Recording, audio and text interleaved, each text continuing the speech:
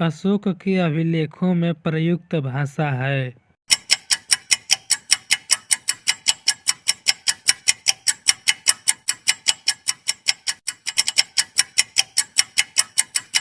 प्राकृत। किस मौर्य राजा ने दक्कन की विजय प्राप्त की थी?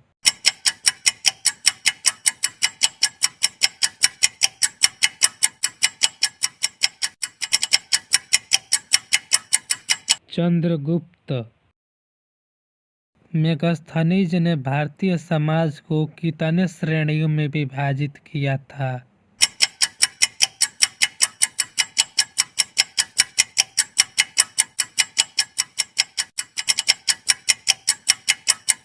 सात। कौटिल्य के अर्थशास्त्र में किस पहलू पर प्रकाश डाला गया है?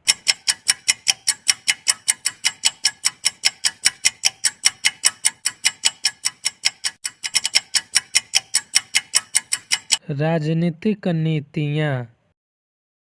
निम्नलिखित में से कौन सा क्षेत्र अशोक के साम्राज्य में सम्मिलित नहीं था?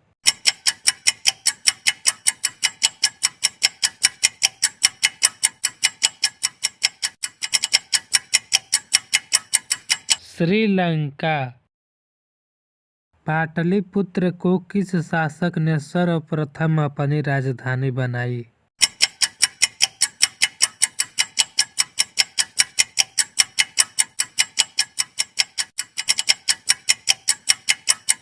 चंद्रगुप्त मौर्य।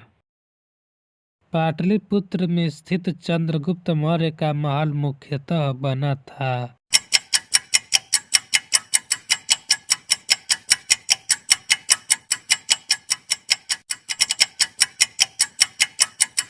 लकड़ी का। बराबर की गुफाओं का उपयोग किसने आश्रय गृह के रूप में किया?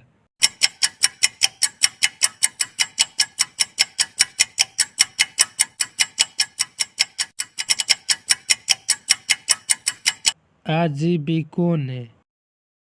किस अभिलेख से यह साबित होता है कि चंद्रगुप्त का प्रभाव पश्चिम भारत तक फैला था?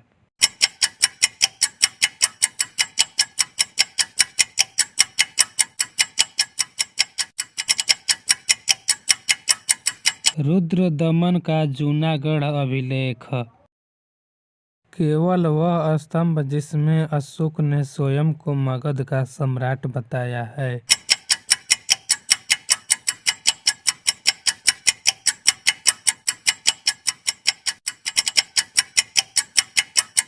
भाब्रू स्तंभ। अशोक के शिलालेख को पढ़ने वाला प्रथम अंग्रेज था।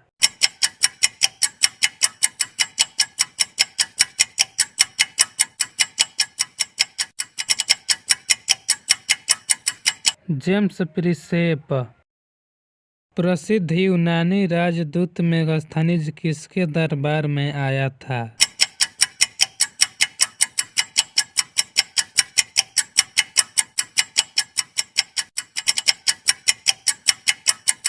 चंद्रगुप्त मौर्य।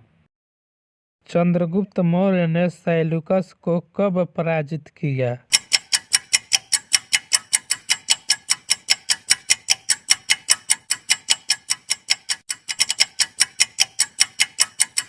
तीन 305 ईसा पूर्व। निम्नलिखित में से कौन सा राजा प्रायः जनता के संपर्क में रहता था?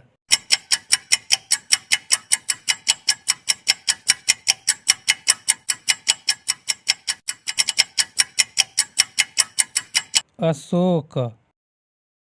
अशोक ने 201 ईसा पूर्व में कलिंग को जीतने के बाद क्या किया?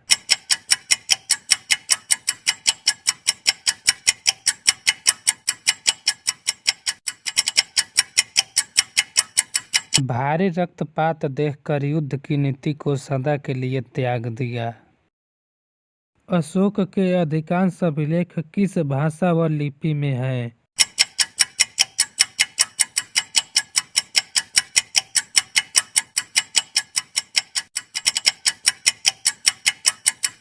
प्राकृत व ब्राह्मी।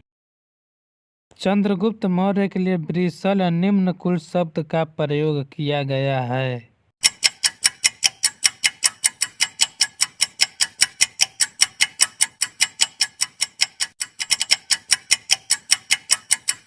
मुद्रा राक्षस में अशोक के शिलालेख जो संगम राज्य के बारे में बताते हैं।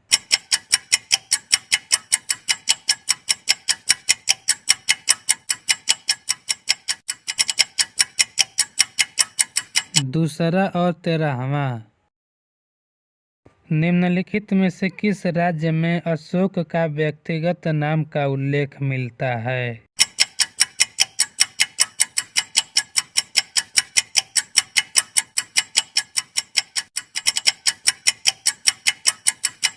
मास्की। श्रीनगर की स्थापना किस मौर्य शासक ने किया था?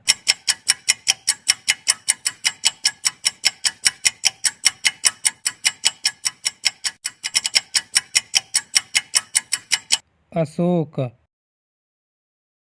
किस ग्रंथ में शूद्रों के लिए आर्य शब्द का प्रयोग हुआ है?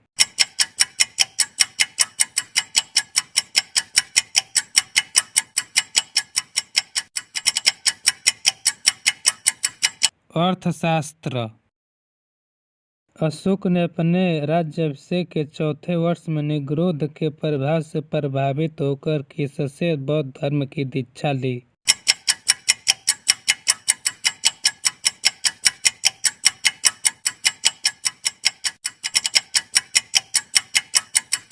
उपगुप्त से।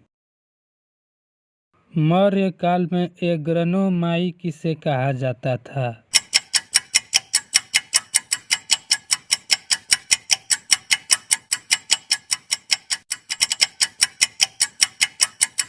सड़क निर्माण अधिकारी।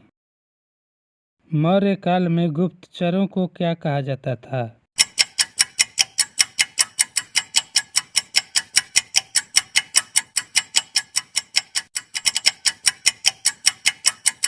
गूढ़ पुरुष। अशोक के बारे में जानने के लिए महत्वपूर्ण स्रोत है।